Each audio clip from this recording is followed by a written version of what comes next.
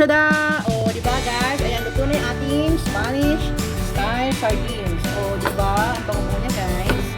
So, mag-plating na tayo. Hi guys! For today's video ay magluluto ako ng Spanish style sardines. Bali ito guys, matagal ko na ito nakikita sa newsfeed, sa Facebook ko at sa YouTube. Gusto ko magluto na ito. Bangus pa lang nung nag-trending to. Gusto ko magluto. Kaya lang, lagi kong hindi maluto dahil hindi ko nagagawa. Kasi may iba akong nauunang iluto.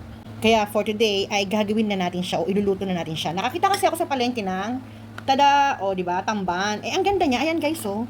Ang ganda niya. So, binili ko na siya. Sabi ko, parang gusto ko yung siyang gawing sardinas. So, yun ang gagawin natin for today's video. And para sa mga ingredients natin, nagready ako ng bawang, pamintang buo, asin, etong dried chilies, laurel, at saka carrots. And then, meron din kasi akong olives dyan na hindi ko nagagamit. So, ilalagay natin to. Ubus na kasi yung black olives ko eh. So, dapat lang kailangan natin ay olive oil. Mahal ang olive oil at wala ako nun. Wala akong pambili. Kaya gagamit na lang tayo ng palm oil. Tsaka itong ating sardines. So, tara guys, magluto na tayo. So, guys, simple lang naman to eh. So, ang gagawin lang natin, i-layer lang natin yung mga ingredients natin. So, una, lalagay tayo ng carrots. Ganito yung nakita ko sa mga video na pinanood ko. So, maglalagay tayo ng carrots sa ilalim para siguro hindi dumikit. Ayan. So, shinape ko siya ng flower. Pwede din namang hindi kung nanghihinayang kayo dun sa mga pwede din yung isama na yon. And then, maglalagay tayo ng itong laurel. Ayan. Tapos, maglalagay tayo ng pamintang buo. Ayan. Tapos, bawang. Isang buong bawang to na hiniwa ko. Ayan, hiniwa ko ng paganyan. Ayan. Tapos, maglalagay lang muna ako ng dalawang chili. Kasi, baka maanghang masyado.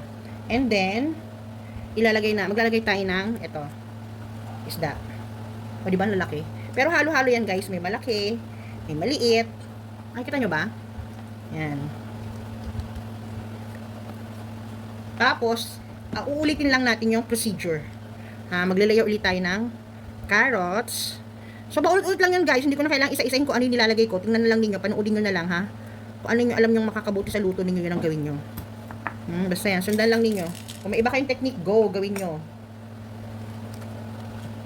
Yan. So, paulit-ulit lang siya guys. Diba? Ang dali lang. Para lang tayo naglalaro. Ay, olives pa pala, no? Wait lang, maglalagay tayo ng olives. So, yan guys, maglagay tayo ng olives. O, diba? More olives, more. And then, ilagay uli natin yung sardinas natin, ay, isda natin. Yan. So, paulit-ulit lang yan guys, na procedure, ha? Linisan nyo pala mabuti yung isda nyo, ha? So, ilagay na natin lahat. Huwag na tayo yan. Tama na yung dalawang panlang layer.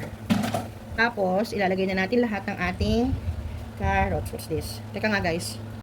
So, ilalagay ko na lahat yung ating carrots. So, okay lang siguro na ganyan, Bahala na si Batman, maluluto din naman yan, guys. O, di ba? Tapos, ilalagay na natin lahat yung ating laurel. Tsaka yung ating peppercorn. And then, lahat ng chili, lagay na natin. And then, lahat ng bawang, lagay na natin. At yung ating olives, ilagay na rin natin. Siyempre, yung ating salt. So, guys, hindi pa tapos yan. Saka natin ilalagay yung ating oil. Wait lang, guys. So, guys, ito yung ating oil. Maglalagay ako ng 1 cup oil. So, parang gusto ko na ilagay lahat yung isang bote. Siguro mga 1.5. Tama, 1.5 cup na oil. Ayan. Tapos, guys, maglalagay din tayo ng 1 cup na water. Magdadagdag pa tayo ng isa pa. Wait lang. At ito yung ating second cup. So, ayan. So, parang gusto ko pang dagdagan ng kalahati pa. Dagdagan pa natin ng kalahati, guys, ha? So, ito yung kalahating tubig natin. Ayan. So, ito, pakukuluan natin siya ng 1 hour. So, ang bilang ng 1 hour na yun, pag nag-whistle na siya, guys, pag tumunog na siya, doon tayo magbibilang ng 1 oras. Okay? Tara, isa lang na natin. Ayan, guys, isa lang na natin yung ating, Spanish sardines. Ayan, di ba? So, hintayin natin siyang tumunog. Pag tumunog na siya, saka natin hihina. Bibilang ng 1 oras, ha? So, guys, ayan, tumutunog na siya. So, 1 hour natin siyang pero hihinaan ko yung apoy. Medyo malakas kasi apoy niya eh. So, hihinaan ko pa yan guys. So, balikan natin siya after 1 hour. So, guys, nakikita nyo to. Yan, may bell pepper ako sa ref. So, gusto kong ilagay dun sa ating nilulutong Spanish sardines. So, pinatay ko muna siya. Papakita ko sa inyo ha. Wait lang. So, ito guys, O, diba? Ang bango-bango na niya guys. So, ilalagay natin yung ating bell pepper. So, yan guys. Yung sangkalan ko, malinis siya. Nakita nyo naman ha. So guys, kanya-kanya pala tayo ng version ng pagluluto ng mga anik-anik. So ako, gusto ko siyang lagyan ng bell pepper para dagdag siya sa aroma. So yung iba, o karamihan sa nagluto nito, wala naman talagang bell pepper. Eh gusto ko maglagay ng bell pepper, kaya yun ang masusunod kasi gusto ko maglagay. So tara guys, ilagay na natin to sa ating sardinas. So ayan guys, lalagay na natin siya. O di ba? Para pandagdag sa aroma ba niya. So yan, hindi pa yan luto, inano ko lang, in-stop ko lang muna. So magpapakulo pa tayo, o isasalang pa natin siya ng mga another 15 minutes pa guys. So guys, ayan, papatayin na natin yung ating, ayun o, apoy pa siya. So 1 hour na ito mahigit, dahil diba binuksan ko kanina, nilagyan ko ng bell pepper. Alam nyo guys, nung nilagyan ko ng bell pepper, mas mabango siya, promise. Mas mabango siya sa akin, mas kaaya-aya yung amoy niya. So ngayon, papatayin ko na yung apoy niya, and then, pababayaan lang muna natin siyang lumamig. Hindi ko pipiliting ilabas yung pressure, hindi ko siya i-pressure, okay? So hayaan muna natin siyang lumamig bago natin siya i-open, okay? 1,000 years later. Tada! O, di ba guys? Ayan, luto na yung ating Spanish style sardines. O, di ba? Ang bango-bango niya, guys. So, magpi-plating na tayo. Ito na po ang version ko ng Spanish style sardines. Sana nagustuhan nyo. Thank you for watching. Bye!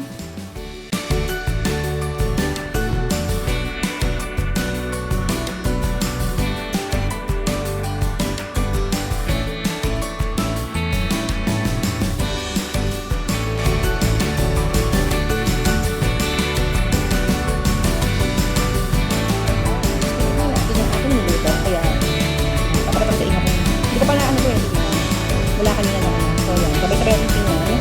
Kung talaga ba malambot. Oo, malambot siya, guys. Ano na. Guys, masarap siya. Oo nga. Malambot yung plate. Masarap siya, guys.